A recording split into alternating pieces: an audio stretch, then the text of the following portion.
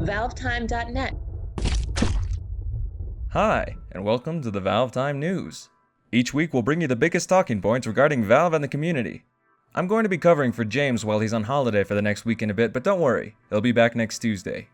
Anyway, as the last Halloween roundup for this year, we've got plenty of spooky stories to cover. So let's get on with the news. As anticipated, this past week saw the arrival of Scream Fortress 6, this year's Halloween-themed update for Team Fortress 2. Like most recent years, this new event began with a rather vague overview of the included features and a short comic explaining the return of Marasmus after having constructed an evil carnival to appease an ancient god. Unfortunately, it would appear Marasmus forgot to build the carnival on an ancient burial ground, prompting him to trick the mercenaries into helping him to create his own, which is definitely something they're suited to. That brings us to this year's new map, named the Carnival of Carnage, which stands as a circus-themed reskin of Doomsday as players attempt to collect tickets and deliver them to Marasmus's record-breaking Strongman game in place of Poopy Joe's rocket in the original map. Like last year's Hell Tower, the new map features collectible magic spells which can provide specific buffs or abilities when used, such as temporary invisibility, blast jumping, meteor showers, and more. And, like Ghost Fort, the map also features a small number of temporary gameplay modifications, this time known as curses, which include filling the entire map with a strange yellow liquid and inflating players' heads as if they were balloons. While Carnival of Carnage doesn't feature a boss character or droppable gifts, which we'll come back to in a minute, it does feature 3 unique brand new minigames, all of which revolve around a newly introduced bumper car system.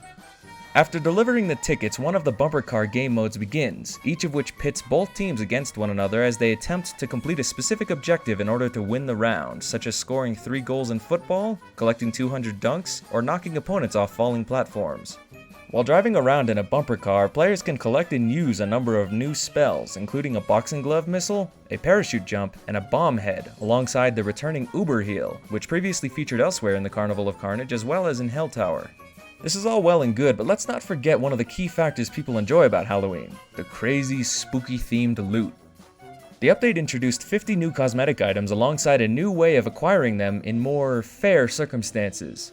This was explained in a lengthy blog post released 2 days prior to the update, describing how players cannot find cosmetic items via gift drops within the new map, instead providing every player 3 gifts of equal quality as soon as they sign into the game, while another set of 3 is provided for winning all of the new bumper car minigames.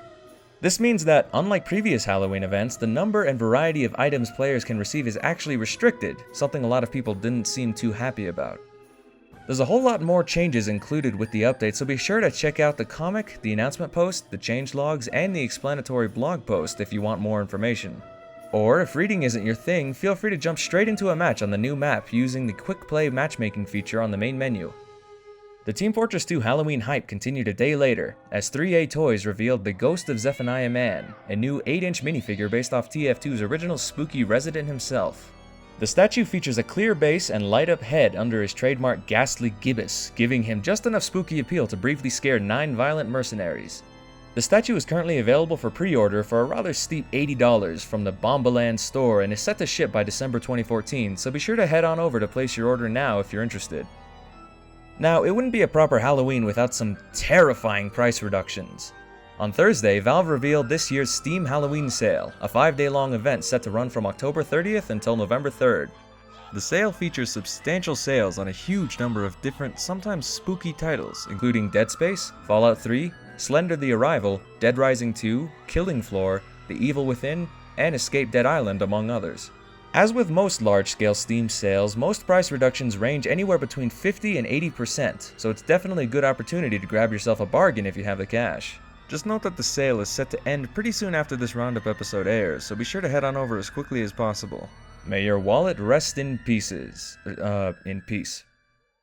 While the Steam store was celebrating Halloween, a new update to Big Picture mode this past week was far more straight-faced and serious. The update, released on Monday, added some new, helpful functionality for both the Steam client and SteamOS versions of Big Picture mode, providing automatic filtering for games on the Steam store and game library based on hardware and software data relevant to the user at the current time. For example, using a controller on a Linux machine will force Steam to only display games that support both of these options unless the All Games tab is selected, which will then show the Steam store as normal. This filter should make it easier for users to explore and find content relevant to their needs, rather than showing them a generic catch-all list which may feature games they can't run on a given operating system or with a controller. This new functionality also supports in-home streaming, as it will list which operating system is required on the streaming machine in order to run certain titles. A more detailed explanation of these new features can be found in an announcement post over on the Big Picture Steam group, so head on over there to check it out if this interests you. As promised a while back, this week's Dota 2 update did not feature the return of Diretide or any new Halloween-themed game modes, but it did introduce some important changes, mostly focused around the game's item drop system.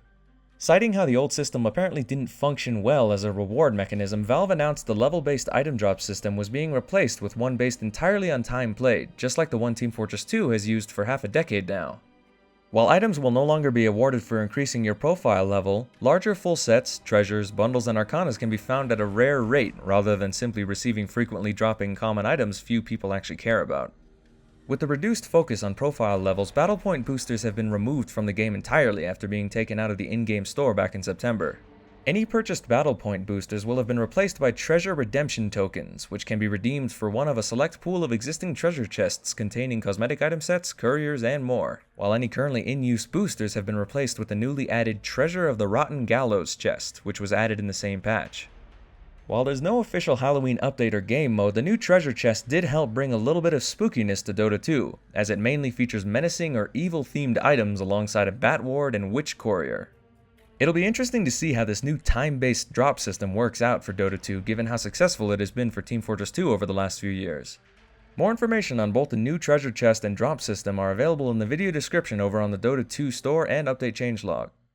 While there's definitely been no shortage of spooky Halloween updates and events from Valve over the past 2 weeks, we at ValveTime have also tried to pump out as much themed content as we could, and we think we did pretty well. As we announced on the last episode, we decided to designate the past week Halloween Week in order to give us a good opportunity to celebrate Halloween the only way we know how, by releasing loads of videos. Our Halloween week coverage started slowly on Tuesday with the release of a new episode of A Minute With, which we used to take a close look at some of our favorite locations, weapons, enemies, and scenarios from Left 4 Dead 2. We then upped the ante for our next video, released on Thursday, as we finally got around to reviewing the notorious Nexon-created Counter-Strike spin-off, Counter-Strike Nexon Zombies.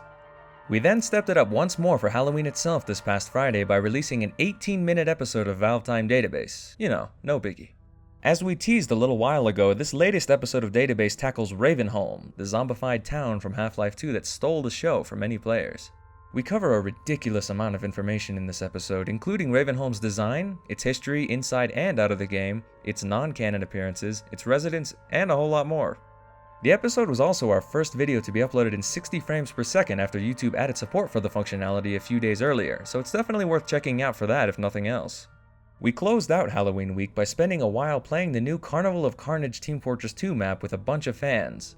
Just like our October 10th gameplay event, we gave out a handful of games to a bunch of lucky winners over the course of about 4 hours, so congratulations to everyone who won. Despite a few early and rather annoying server crashes, we finally got around to playing maps both new and old, which was a load of fun, so we want to extend a special thanks to everyone who took the time to come play with us. Links to all of our Halloween week videos, as well as last week's roundup, will be available via annotations on screen at the end of this episode, so stay tuned and make sure you check them all out. But first, we have some unfinished business to attend to. On last week's episode, we announced this year's edition of our now annual Halloween costume contest, and we've received a number of really great entries over the past week. A generous fan donated 4 Mann Co. supply crate keys to us this past week and practically ordered us to give them away as part of our prize, alongside 2 copies of Left 4 Dead 2, so special thanks to them. You know who you are. While we did receive a number of amazing entries, there can of course be only one winner, so congratulations to Gavin Moskrop for his extremely well-made pyro costume, complete with the Bernie the Pyrosaur cosmetic item set released last Halloween, which is a really nice touch. Be sure to check your messages on Facebook, as we've sent you an extra message letting you know how you can claim your prizes from us. Just be sure to check the Others folder in case Facebook decided to dump it in there. Well done to everyone who entered. We had a bunch of fun seeing all the different costumes people came up with, and we're looking forward to hopefully running another costume contest next year. And that wraps up another week of Halloween-themed news. Don't forget to check out our Halloween week videos, currently available via the annotations on screen, and be sure to subscribe to our YouTube channel and to follow us on Facebook and Twitter to catch all future content as soon as it's released. If you enjoy our content, feel free to share our videos with your friends and to join the conversation over on the ValveTime.net forums. Thanks for watching and bye for now.